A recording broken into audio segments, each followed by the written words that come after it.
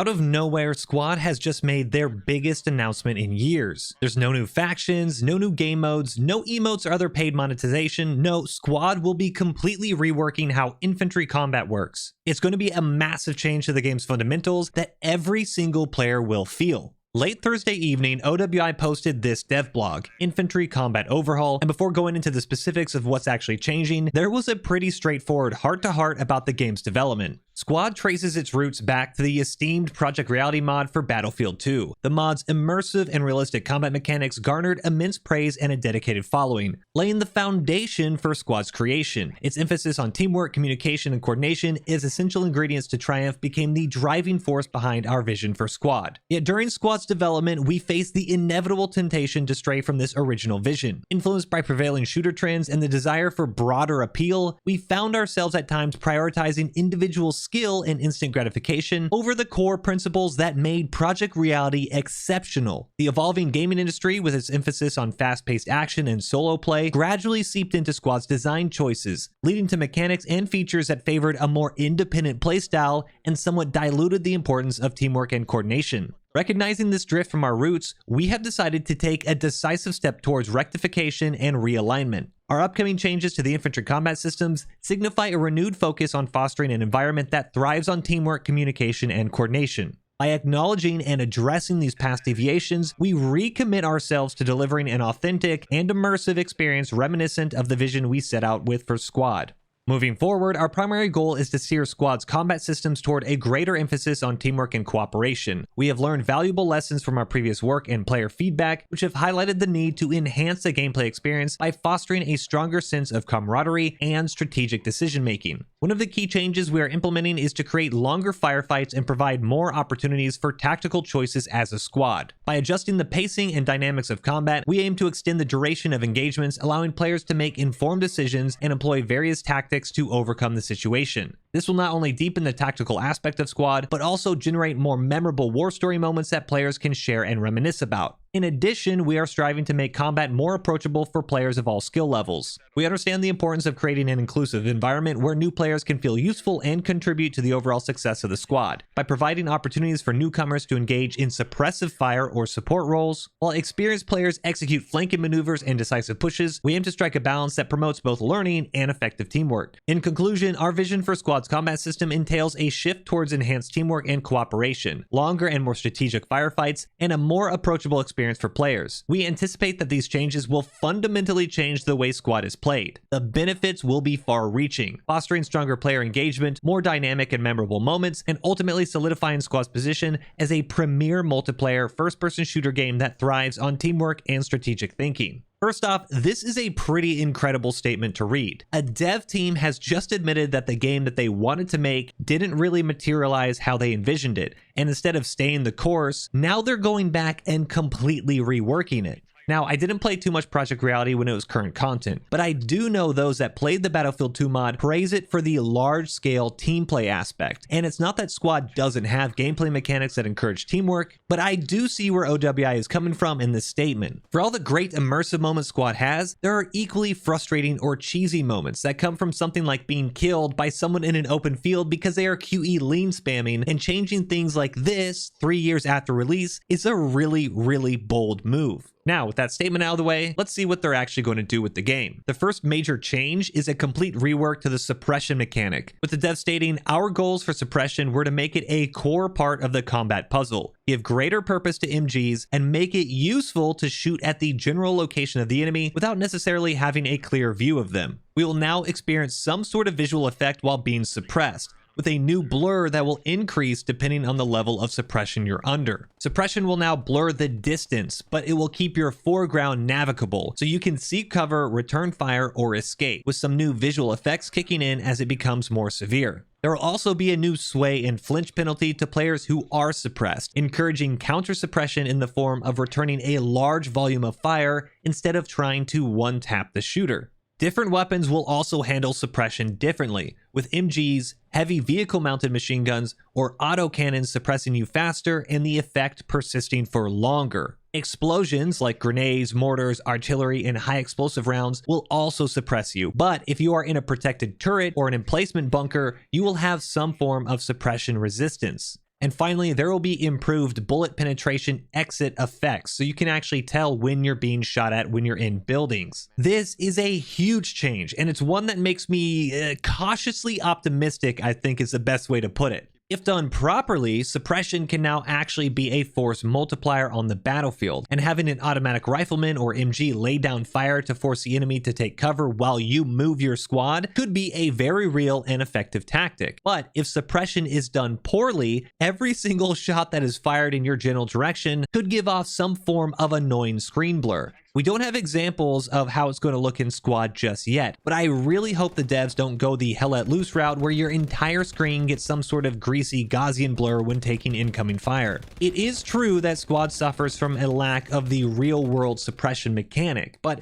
it's almost impossible to make a game feel like real life. I know personally I do start to duck and get behind cover when I hear and feel those first snaps and the screen gets a little black when you have incoming rounds, but if a saw or something is really just shooting at my position, I'll give it a second and then I'll pop my head up and try to take him out with a nice little one tap. Do I think that's engaging gameplay for the saw gunner? No, definitely. And of course it makes me feel good pulling off that shot, but there needs to be some sort of middle ground where it isn't just completely overwhelming and oppressive for players. In saying that, I do really want suppression to be a real tool for players and squad leaders, but this is going to be one of the hardest things to get right, and I'm both nervous and excited to see it in action. Apart from suppression, Gunplay is also getting a complete rework, and every change being made is in order to quote-unquote facilitate longer shootouts. Keep this statement in your mind the rest of the video. The whole goal here is to make firefights actually feel like long-term firefights and not just some quick 1-2 tap, die, respawn, and get back into the action. From the blog, to facilitate longer shootouts, we need to reduce the odds of them ending in 1 or 2 shots. From there, a sudden encounter can grow into a full-on firefight as the rest of the squad joins in, suppressing fire is laid down, maneuvers are planned and executed, and reinforcements are called up. Overall, you should have the time you need to call out contact with the enemy, analyze the situation, coordinate with your squad, and then execute a plan together.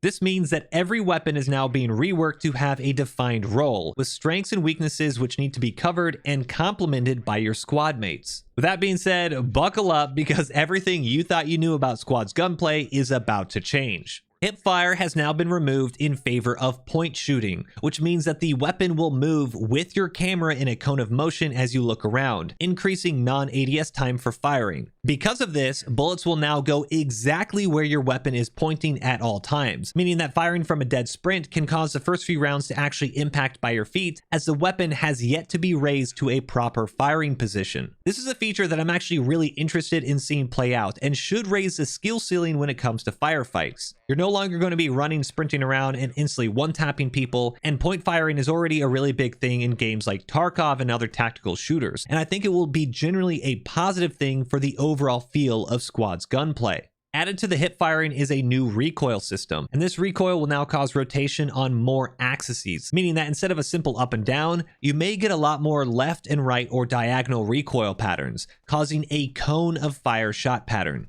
Muzzle climb is supposedly controllable, but recoil misalignment is not, and even the most skilled shooter can only counter the recoil to a certain point. There will now be a trade-off between slow, accurate fire and less accurate, high-volume fire.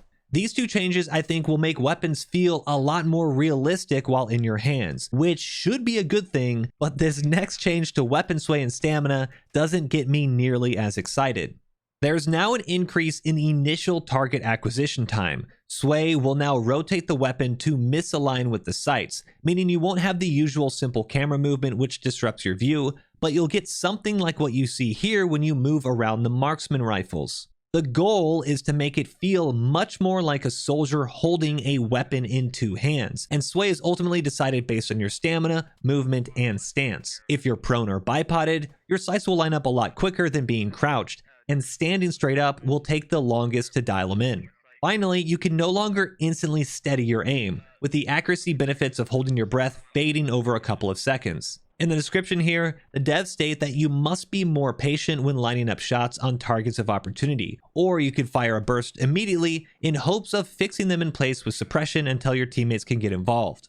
Now, I already think that weapon sway and target acquisition is a bit of a pain when it comes to squad. Sway is very annoying and it isn't fun to deal with. And although I know you shouldn't be able to just constantly hold up your rifle for an incredibly accurate shot, too much sway and forcing the player to jiggle around will just make firefights really frustrating. Hell, even Escape from Tarkov, which is notorious for punishing players, has a pretty intuitive stamina and holding your breath system, which allows you to hold an angle for a decent amount of time. I really think the suppression and hipfire changes are going to be great, or at least have the potential to be really great. But the weapon sway is going to be a make or break for me if I'm being quite honest. A slow game being made slower because the character you're trying to control just can't hold his rifle straight is going to make me lose my mind. So the devs have to be really careful when implementing this. Now, the last change to Gunplay is the introduction of dual rendered picture-in-picture optics. These new optics will render the scene from a separate camera and project it onto the lens. And supposedly, the behavior of these optics is a one-to-one emulation of how real optics work, and will be affected by every movement of the gun and camera. Because of this, mouse sensitivity has also been reworked to make much finer adjustments for the player. These new scopes generally have more zoom than the old scopes, but more of your field of view is occluded by the scope, so while your peripheral vision is expanded, the target area is actually harder to scan. This is just like looking for a specific object in the distance through a pair of binoculars, and the scope is therefore a pinhole view peering into a further engagement range. As you can see from this published image, your peripheral is still blurred while looking down the new optics, but the scopes will actually not be affected by this new suppression blur, meaning that you can see clearly when ADSing under fire. Because of these changes, close quarters firefights will make it tough to use longer range optics, which will encourage the use of point firing or teaming up with players who have iron sights or the shorter range hollow sights. Longer range optics will take the longest to ADS, while those reflector and hollow sights will have the shortest. Now, I may be in the minority here, but I think these picture-in-picture optics will be really cool. It's a completely new way to fire weapons in squad, while also punishing them for trying to use those scopes both quickly and in CQB should make for a much better firefight system. Now, a few years ago, there was even a dev stream that showed off a work-in-progress build with a saw gunner on the training range, and here you can see potentially what we will be using in-game. There's a small blur on the outside of the optic, and the scope itself is actually harder to see through while firing due to the recoil, meaning that burst firing is now optimal, and going full auto will be good for suppression, but obviously not accurate shooting. I think this is a really cool change in general, and these scopes have me the most excited. I know it's going to take some getting used to, but adding depth to the infantry gameplay experience and really giving players pros and cons when using certain weapons and attachments has definitely been needed, so this is really great to see. Now, the last change discussed in this blog is with regards to character movement, and if you're like me and you love parkouring around the maps, well, prepare yourselves, you're going to want to listen. Directly from the blog, character movement speed has been reduced. The faster movement introduced late in Squad's early access period was intended to help players get into combat faster. In hindsight, we concluded that that actually made the game more unforgiving and contributed to even more running around by encouraging a spawn, run, die, repeat cycle. Slightly slower movement creates more time to react and coordinate in combat. Taking regular stamina breaks is now advisable, especially with the weapon sway changes. This creates opportunities to regroup and get oriented. In internal testing, we have found the movement speed changes make it easier to keep squads together, lead to more interesting fights, and significantly reduce the cognitive load on the squad leader. Stamina regen rates were also slowed down slightly, and stamina costs for various actions were rebalanced. I think it's really interesting that a game like Hell Let Loose has actually just increased player movement by about 15%, and now Squad has decided to go back on one of their early updates that increased player movement and have now decided to reduce it. Personally, I think this is a great change, and I agree with the devs in the statement that the faster movement has helped encourage the endless running simulator feel to the game at times and has fed into that spawn, run, die, repeat loop. It's really awesome that the devs are looking back at changes made to the game that really went against their original vision and have now decided to rework it. And slowing down the movement of players that have body armor, giant packs, and heavy weapons does make a lot of sense. I do think it would be interesting if players that have a lot less on them, like an Insurgent Raider, for example, who literally is just running around in khakis and having a PPSH, could move quicker or maybe could regain stamina quicker. But even if that doesn't happen and we all just move a bit slower, it should make for a much better paced game. Firefights will be less about sprinting head on into enemy fire and more about laying down suppression and flanking, which is really good to see. Now, this next section, I'm going to be honest, it hurts me to read it, but I have to. So, you can no longer climb or vault while in mid-air. This significantly affects which rooftops and ledges are accessible, making it much easier to think tactically about locking down lanes and access points, since there are fewer possible approaches, especially in urban combat. This also encourages the use of the teamwork-oriented buddy boost ability. On screen, I have a few examples of what is being removed. This vaulting mechanic was actually never restricted to being on the ground, so if you wanted to, you could sprint around multi-story buildings, jump around like Spider-Man, and pull off some nasty parkour moves. Was it realistic? No, like not at all, but was it fun? Yeah, it was really fun. I get why the devs are removing it, but I'm gonna be a bit sad getting used to it, and I wouldn't be surprised if I died of fall damage for the first week or two after this change, since I can no longer grab on the ledges that I'm used to grabbing on. Now, although I think that is kind of a bummer, this next change is a huge win for the game. Lean QE spam has been removed, and technically the devs have now classified this as an exploit since you can keep an accurate fire while moving your entire body left to right, making it harder for you to be hit. Additionally, some weapons will actually no longer let you lean. We don't have a list on all these weapons yet, but I'm guessing things like the larger 240 Bravos or MG3s are going to be restricted. This is a lot.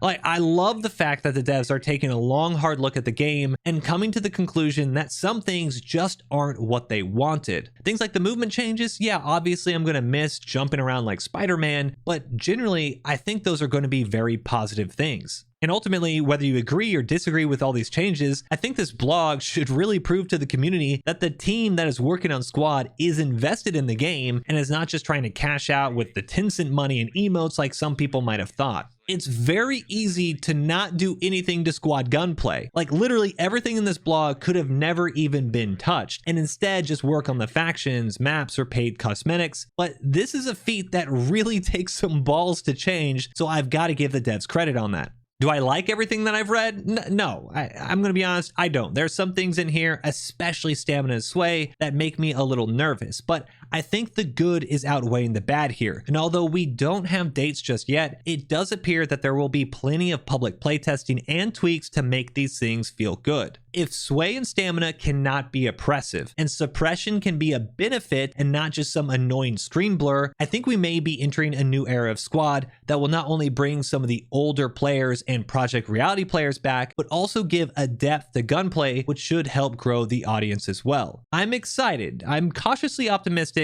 and I cannot wait to get my hands on all this new stuff. But what do you guys think? Is this a good move, or is Squad messing with a working formula? Are picture-in-picture scopes a positive, or are they just really unneeded? Let me know your thoughts in the comments down below, since I've already had a bunch of y'all post on Twitter and in Discord, and it seems like there's a lot of polarizing things in this blog, so I'm curious to hear more. If you liked the video, do remember to give it a thumbs up, subscribe for more, and until next time, peace.